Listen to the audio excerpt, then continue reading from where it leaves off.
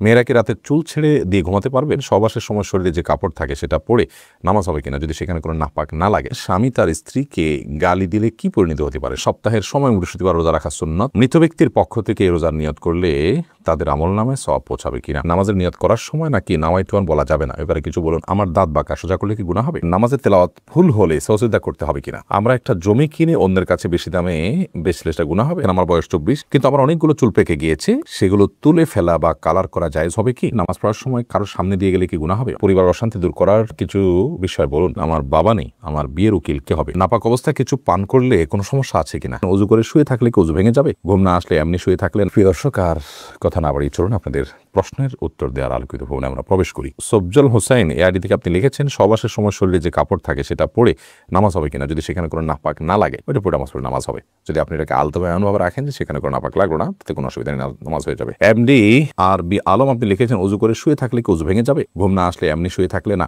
অজু করে যে শুয়ে থাকলে অজু ভঙ্গ হয়ে যাবে এমন কোনো কথা নেই। বরং অজু করে যদি আপনি শুয়ে ঘুমিয়ে পড়েন তাহলে সেক্ষেত্রে আপনার অজু ভেঙে যাবে। আর যদি না ঘুমান, জেগে থাকেন, তাহলে ঘুম ভাঙবে না। রোবাইয়া খন্দকার লিখেছেন, স্বামী তার স্ত্রীকে গালি দিলে কি পরিণতি হতে পারে? স্বামী তার স্ত্রীকে গালি দিলে সেটা গুনাহের কথা। সেবাবুল মুমিনে ফুসুক, কোনো মুমিনকে গালি দেওয়া এটা ফাসিকি কাজ, এটা গুনাহের কাজ, পাপের কাজ। এর কারণে তিনি পাপিষ্ট হবেন, আল্লাহর কাছে তওবা করতে হবে। আর অন্যকে গালি দেওয়ার চাইতে স্ত্রীকে গালি দেওয়া এটা বেশি গুনাহ, কারণ স্ত্রীর প্রতি সদ্ব্যবহার করার জন্য নবী সাল্লাল্লাহু আলাইহি ওয়াসাল্লাম নির্দেশ করেছেন। রাফসাতুল রাখি আনিকে আপনি লিখেছেন, আমার দাঁত বাঁকা, সোজা করলে কি গুনাহ হবে? দাঁত যদি বাঁকা হয় তাহলে তো এটা এক ধরনের ত্রুটি বলা যেতে পারে। কারোর যদি সৃষ্টিগত কোনো ত্রুটি তার শরীরে থাকে, সেটি হয়তো কোনো হেকমা জন্য হয়তো রেখেছেন বা পরীক্ষার জন্য রেখেছেন বা অন্য কোনো আল্লাহর উদ্দেশ্য হেকমা অবশ্যই সেখানে আছে। তো এটাকে যদি ট্রিটমেন্ট করে আপনি সোজা করেন, ঠিক করেন, তাহলে সেটা ইসলামের শরীয়তের দৃষ্টিকোণ থেকে জায়েজ আছে। এটা তাগয়ীর ফি খালকিল্লাহ বা আল্লাহর সৃষ্টিতে পরিবর্তনের যে নিষেধাজ্ঞা আছে সেটি লঙ্ঘন হবে না, কারণ এটি হলো একটি ত্রুটিকে সংশোধন করা।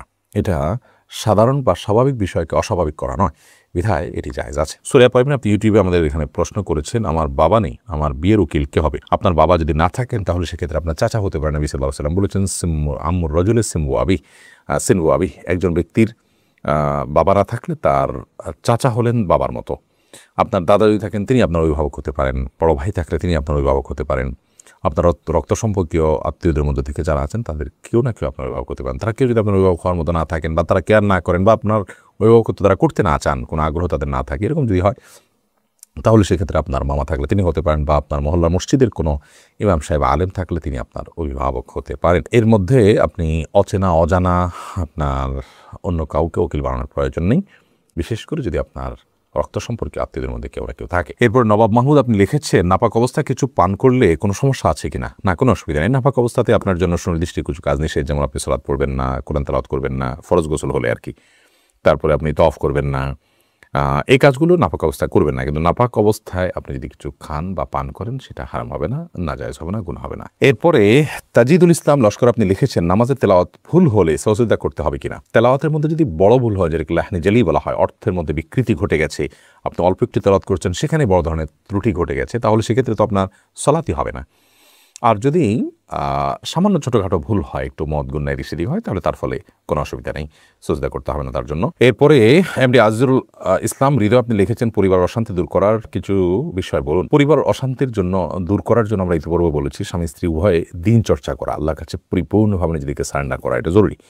এটা না হলে অশান্তি কখনো দূর করা সম্ভব নয়। যখন আমরা আল্লাহর কাছে সারেন্ডার করা শিখবো, তখন আমাদের মধ্যে ধৈর্য আসবে, আমাদের মধ্যে সবর আসবে, আমাদের মধ্যে অল্প তুষ্টি আসবে, আমাদের মধ্যে একজন অন্যজনকে মেনে নেওয়া মানসিকতা আসবে। নবী করিম সাল্লাল্লাহু আলাইহি ওয়াসাল্লামের পারিবারিক জীবনকে আমাদের স্টাডি করা উচিত। কিভাবে তিনি পারিবারিক জীবন যাপন করেছেন, কতটা ধৈর্যের সাথে তিনি এই পরিস্থিতিগুলোকে মোকাবেলা করেছেন, যেগুলোর সম্মুখীন আমরাও হয়ে থাকি, সেটা আমাদের স্টাডি করা দরকার।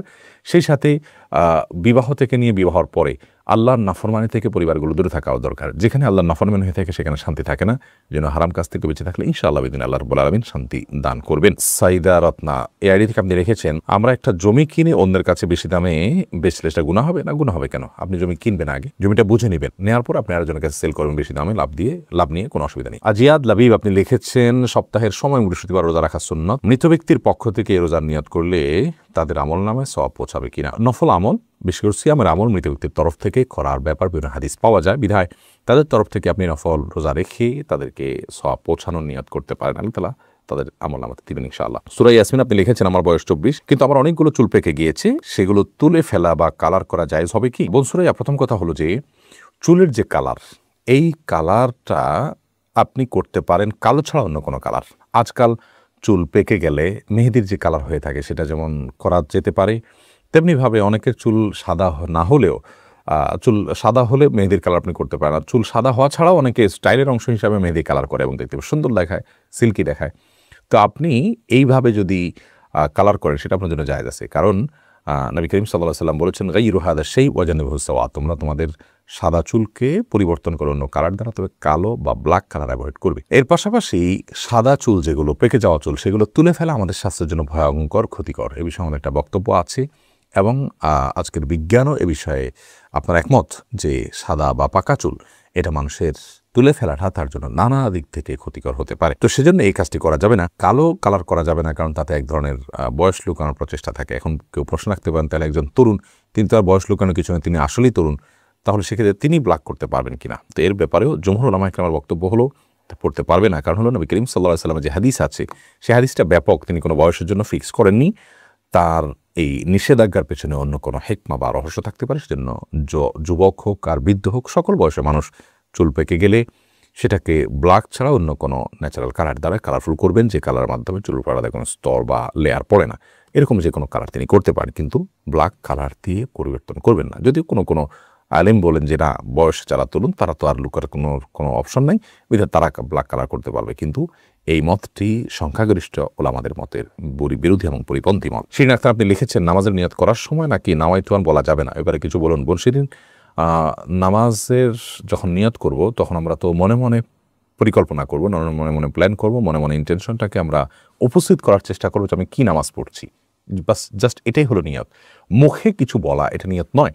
নাওয়াইতুয়ান বা এই জাতীয় যে বাক্যগুলো বা এই জাতীয় আপনার বিভিন্ন গদগুলো পাওয়া যায় বিভিন্ন বইতে, এগুলো কোন হাদিস দ্বারায় বর্ণিত নয়। আমরা ইবাদত করবো নবী করিম সাল্লাল্লাহু আলাইহি ওয়াসাল্লাম যেভাবে করেছেন।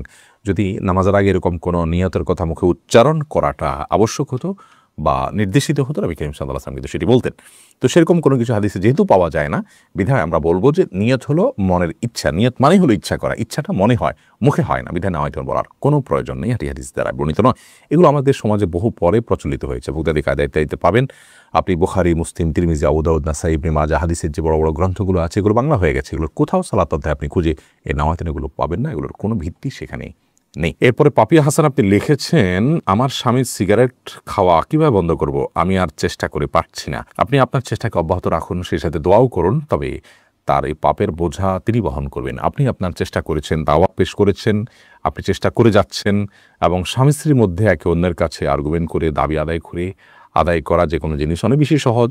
কিছু অমানুষ এবং একান্ত কিছু আপনার শক্ত হৃদয়ের মানুষ হলে তাদের কথা ভিন্ন। তো আপনি সেই চেষ্টাটা অব্যাহত রাখবেন। আপনার হাতে যে পাওয়ার আছে অ্যাজ এ স্ত্রী, আপনার স্বামীকে আর্গুমেন্ট করে, আবেদন করে, আবদারের মাধ্যমে, ভালোবাসার যে দাবি আছে সেই দাবি দিয়ে আপনি তাকে আপনার কথা শোনানোর জন্য আপনি চেষ্টা করবেন বিনয়ের সাথে। সেই চেষ্টা আপনি অব্যাহত রাখলেন, তারপর না করলে তিনি পাপিষ্ট হবেন, আপনার কোনো দায় নেই। আপনি সবর করলে আল্লাহ তাআলা আপনাকে আজর দিবেন। মেয়েরা কি রাতে চুল ছেড়ে দিয়ে ঘুমাতে পারবে, কোনো অসুবিধা নেই। বাইজিদ রহমান আপনি লিখেছেন, নামাজ পড়ার সময় কারোর সামনে দিয়ে গেলে কি গুনাহ হবে? অবশ্যই গুনাহ হবে। নবী করিম সাল্লাল্লাহু আলাইহি ওয়াসাল্লাম বলেছেন, কারোর সামনে দিয়ে কেউ নামাজ পড়ছে, তার সামনে এক পাশ থেকে আরেক পাশ যদি যান ক্রস করেন, এটার পাপের বোঝাটা কত বড় হবে এটা যদি কেউ জানতো, তাহলে 40 পর্যন্ত সে